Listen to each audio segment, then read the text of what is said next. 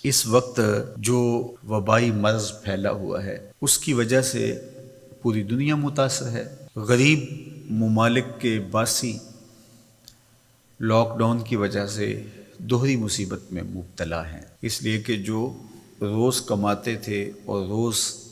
اپنے بچوں کا پیٹ پالتے تھے، تو جب وہ ذرائع رزق بند ہوئے تو ان پر یہ مصیبت بھی آن پڑی۔ ہمارے مالک نے ہمیں حکم دیتے ہوئے ارشاد فرمایا وَفِي أَمْوَالِهِمْ حَقٌّ لِلسَّائِلِ وَالْمَحْرُومِ، ان کے مالوں کے اندر حق ہے، جو مانگنے آتے ہیں ان کا بھی، اور جو محروم ہیں، مانگتے نہیں، طلب نہیں کرتے لیکن حقیقتاً وہ حقدار ہیں، تو جو تمہارے پاس آ گیا، جہاں تم نے تقسیم شروع کی وہاں پہنچ گیا، تو تم یہ سمجھے کہ میں نے اپنا فرض پورا کر دیا۔ کہا نہیں، تمہیں ان لوگوں تک بھی پہنچنا پڑے گا، عزت نفس جن کو ہاتھ پھیلانے سے روکتی ہے، اور وہ نہ روڈ پہ آ سکتے ہیں اور نہ آپ کی دہلیز پہ آ سکتے ہیں، تو آپ ایسے لوگوں کو تلاش کر کے ان کی مدد، نصرت اور اعانت کیجیے۔ تو یہ موقع ہے ایسے لوگوں تک پہنچنے کا۔ ابتداً جب یہ مرض پھیلا تو لگ یہ رہا تھا کہ 1-2 ہفتوں کے بعد حالات معمول پہ آ جائیں گے۔ 1 مہینے سے زیادہ عرصہ بیت رہا ہے اور ابھی تک حالات جوں کے توں ہیں۔ مجبوراً کچھ شعبہ جات کو کھولنا پڑا اور زندگی کا پہیہ جاری رکھنے کے لیے کچھ فیصلے لینے پڑے، لیکن حزم و احتیاط کے ساتھ، احتیاطی تدابیر کے ساتھ ہم سب کو آگے بڑھنا چاہیے۔ مساجد میں لوگوں کے آنے کے حوالے سے بات چل رہی ہے۔ میں سمجھتا ہوں کہ جو اہل علم طبقہ ہے،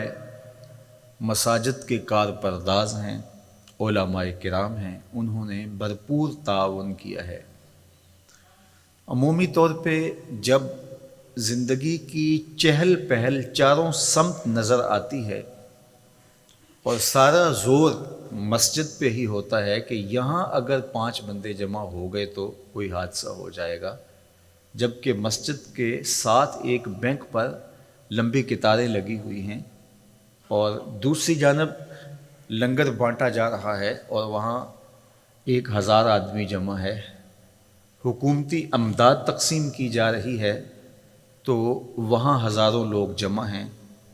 ان سب کے بیچوں بیچ ایک مسجد پڑتی ہے، تو سارا زور جب اس پہ ہوتا ہے کہ یہاں اگر لوگ پہنچے تو بہت زیادہ خطرہ ہے، تو پھر لامحالہ طور پہ جذبات برانگیختہ ہوتے ہیں۔ اس لیے حکمت کے ساتھ، دانائی کے ساتھ حکومت کے کارپردازوں کو یہ مسئلہ حل کرنا چاہیے، اور علماء کرام بھی جس طرح سے تعاون کیا اور آئندہ بھی وہ تعاون کرنے کے لیے تیار ہیں، لیکن تعصب کے ساتھ، ضد اور ہٹ درمی کے ساتھ فیصلے نہیں ہوتے، اور یہ گھڑی مشکل ہے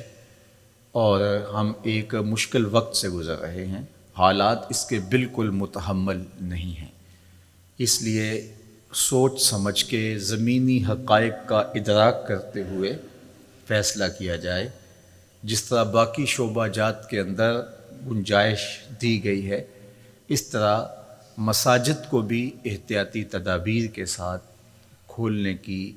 اجازت دی جائے، تاکہ لوگوں کا مسجد میں جو رجوع اللہ کا معاملہ ہے، چونکہ آگے رمضان المبارک آ رہا ہے، پورا سال انتظار کر کر کے لوگ اس مہینے کے لیے منتظر رہتے ہیں، تو اس حوالے سے کل ہونے والی میٹنگ جو ہے، ہمیں امید ہے کہ اس میں کوئی مثبت بات سامنے آئے گی، اور ہماری یہ آرزو بھی ہے کہ ایسا نہ ہو جو ملک، قوم اور دین کے خلاف ہو۔ تو اللہ تعالیٰ اس مشکل وقت میں ہمیں اتحاد، یکجہتی، دانشمندی، سمجھداری کی توفیق عطا فرمائے۔ اور اللہ کے پاکیزہ گھر آباد رہیں، نمازیوں کے ساتھ، سجدوں کے ساتھ، دعاؤں کے ساتھ، تلاوت کلام مجید کے ساتھ، اور اپنی خاص کرم نوازیاں فرماتے ہوئے اللہ اس بیماری کو بہت جلد دور فرما دے۔